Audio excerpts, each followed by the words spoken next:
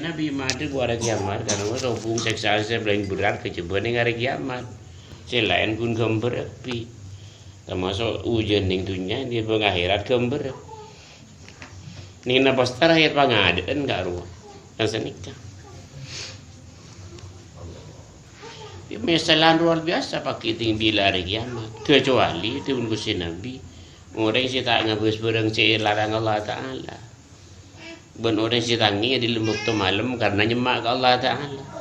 Ben orang sih nangis karena takut ke Allah Ta'ala.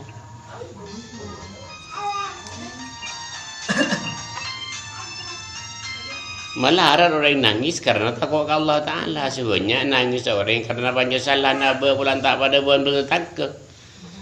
Ikat nangis palsu gini kan.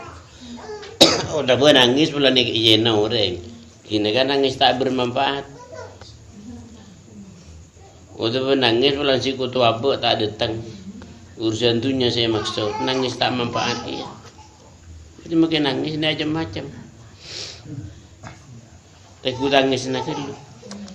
Ini satu hadis dari Gusti Nabi sallallahu alaihi wasallam, la yalijunna ar-rajulun baka min khasyatillah hatta yudallaban bidurri. Artinya tak bukan masuk ke neraka orang si nangis karena takut ke Allah Ta'ala. Pentingnya tak ada cerita susu apa keluar beli boleh.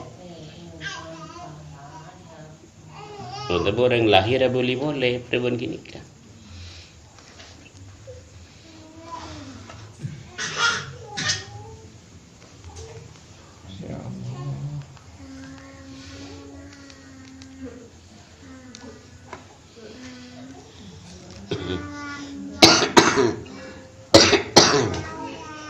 Tubun Allah Ta'ala azifatil azifah aten para hari kiamat. Apa yang hadil hadis tak jebun tubun Allah Ta'ala. Apa dari dia betunging pada tidak bukan sambu aki benagil agildaan bentak nangis buat. Wa antum samidun ben lupa urusan matek. In mainan. Samangsan ayat turun nikah. Satu ahlu sufah. Al-Husufan ni orang sahli ibadah imasan Gusti Nabi sallallahu alaihi wasallam kurang lebih terlalu sore. Pin Abu Hurairah Al-Husufan ni orang yang tak nemu sedar kun lakon ibadah siang ben malam. Isa jamin sa dukung para sahabat si lain. Jadi pun tak nemu lakon. Ibu tu nang ganjur siang ben siang hari malam. Sampun ayat ni katurun Al-Husufan ni mula situ nangis. Gusti Nabi pas ada bu la yayuna rumam beka min khasyatillah wala